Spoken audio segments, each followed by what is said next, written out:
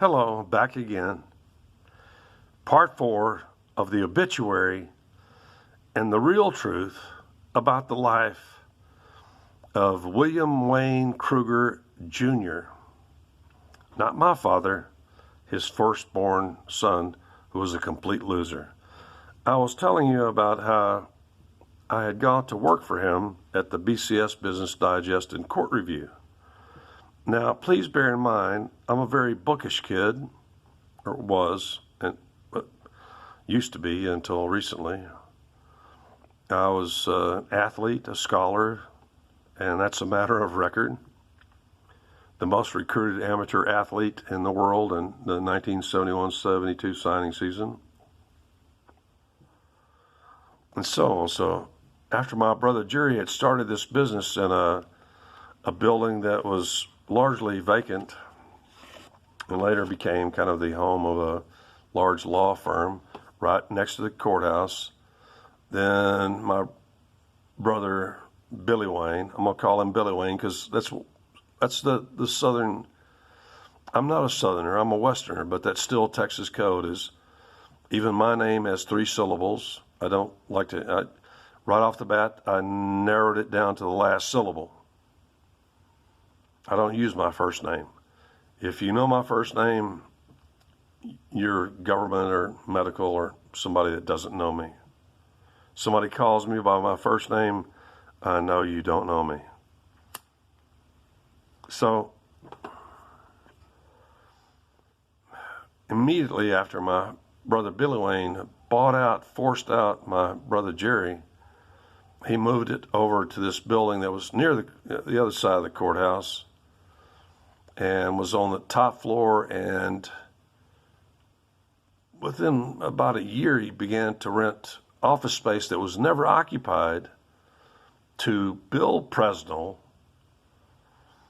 a state senator or something like that, and whose primary responsibility was to bring Defense Department and other government grants, research grants to Texas A&M University. He was also the chair of the House Ways and Means Committee. He was the most powerful man in Texas because you couldn't get anything done in Texas without having your appropriated money pass through his committee and get approval. So I'll get on with it. So I used to always show up immediately, as you know, after school. I wouldn't even go home. You know, if I needed a snack on the way, I had money in my pocket. You know, I think my dad always really appreciated the fact that I always had money in my pocket. You know, when I was 5 years old, it's only 3 minutes in. When I was 5 years old, I think it was like the day after my 5th birthday, and there was like a neighborhood store on the corner that sold, stuff, mostly to kids. It was just soda pop, ice cream, candy, stuff like that. It was a grocery called Cash Grocery, which means no credit. I used to call the owner Mr. Cash, and he was actually a war veteran who had his legs blown off, but he got married, had a nice house next door. He's a lovely old man and stuff like that. And I went up to my dad and I was still 5, yeah. I just turned 5, I'm sorry. And I said, Dad, give me a nickel, because back in the day, a nickel was a soda pop, the biggest ice cream. A nickel was a whole bag of candy. A nickel was a lot of money. And my dad looked over at me. Son, you see that lawnmower out back there? The lawnmower I knew.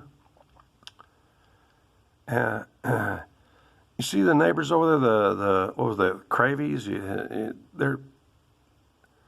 like to drink a lot and stuff like that. They're kind of lazy and stuff. You notice that grass is like 1.5 feet high? See that house over there and stuff like that? And he goes, You know, them Cravies over there, they ain't got much money. But they'd probably pay you $5 to mow that lawn.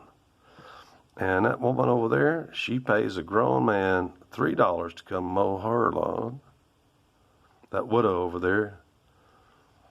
And I said, $3. $3. That's 30 nickels. That's a lot of money. I said, Daddy, can I borrow the lawnmower? I need to make me some money. This is what my dad was able to instill in me, which he completely failed with his firstborn son. And his second-born son, this was a real problem. He was too busy making money for all of them. So,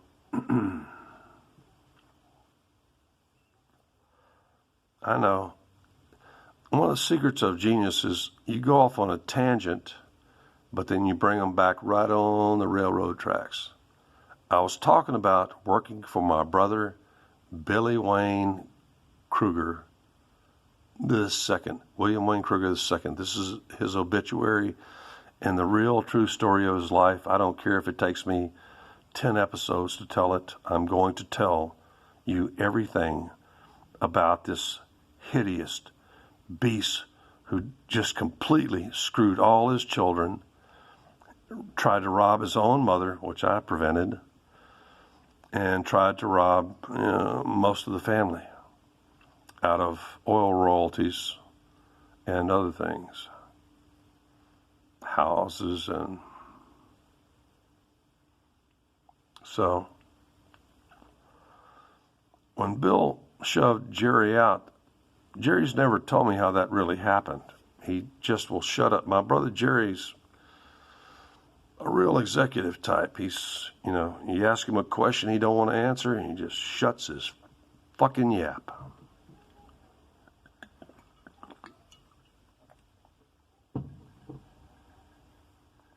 So when my brother Bill took over the business, we moved to the south side of the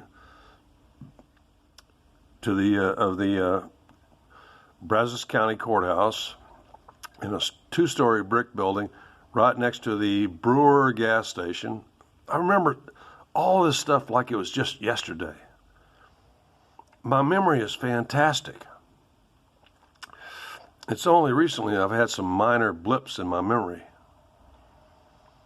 And actually, the front of the first floor, not the back. The back has some storage space and our back stairway and other stuff like that was occupied by a Merle, that's M-E-R-L-E, Merle Norman cosmetic woman that never even came close to bringing in our income, which our income wasn't that much.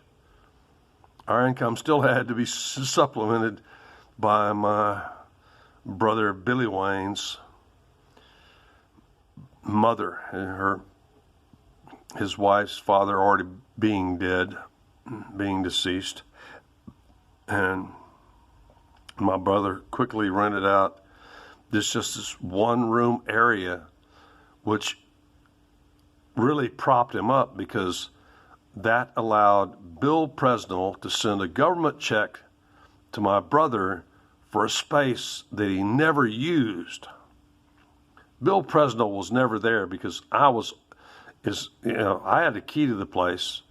As long as I was in that building, and I always was, Bill Presnell was never there. He was working his way on becoming a Washington, D.C. lobbyist, which he set the record for bringing the greatest amount of government research dollars to Texas A&M University, the wealthiest public university in America. He was one of the people that did that. in decades later and stuff like that, I actually went with my brother out to Bill Presnell's ranch to feed cattle and stuff like that, which is prohibited by law. He wasn't supposed to be doing that job and I was actually the one throwing out the bales of hay and stuff like that. My brother always trying to do what people have been doing to me my whole lifetime, which is abusing my workaholism and my obedience. So anyway, we went to work in that building like that, and I would always show up because the walking distance from school to the office was less than 5 minutes because I was a fast walker, tall kid, and 11 minutes in. And my brother would just sometimes not even be there, or would have just drug his ass out of bed and cooked breakfast or gone to, and he would sit around, he would puff on that pipe, and he would talk, and he'd go like, go over to the courthouse and copy all the records for like minerals or mineral leases, copy divorces, here's a pay, because in those days we didn't have Xeroxes. Those big, like, they were like, oh gosh, these like, those heavy bound 16 by 24-inch books that cost big money. I think it cost more than I would make in a month at my job. There were no Xerox machines. I'd copy that stuff. I actually already was copying that stuff from the time I was a kid. And he'd go like, well, here's the bank bag, go to the bank, put on your tie. Because I didn't always wear a tie, because sometimes in between jobs, I was mopping the floors. I did everything. He did nothing but sit on that desk chair. And actually, he bought a roll-top desk one day and said, put some of that English walnut stain in it. And I had to do that whole, and then it ended up in his house. And, even as a small kid, I'd go down to the bank and present them with a bank bag that either my brother or I had filled out with all checks and deposits, everything. And I go to the courthouse, do this. I'd sweep and mop the floors. I would set up the printing press, fill the ink deals and stuff like that. But my brother always insisted on running a simple lithograph, which, I could do. And, we did our own printing, etc. It's 13 minutes. I got it less than a minute and a half. Before I start into the next thing is that one of the things that my brother always did was he procrastinated. He always liked to sit around puffing on his pipe and building castles in the air and procrastinating. And a product that we should have had in the mail by Friday midnight often wouldn't get mailed till Monday morning, 2 a.m. to get into our customers' mailboxes, the BCS, Business Digest, and Court Review. Next episode coming up.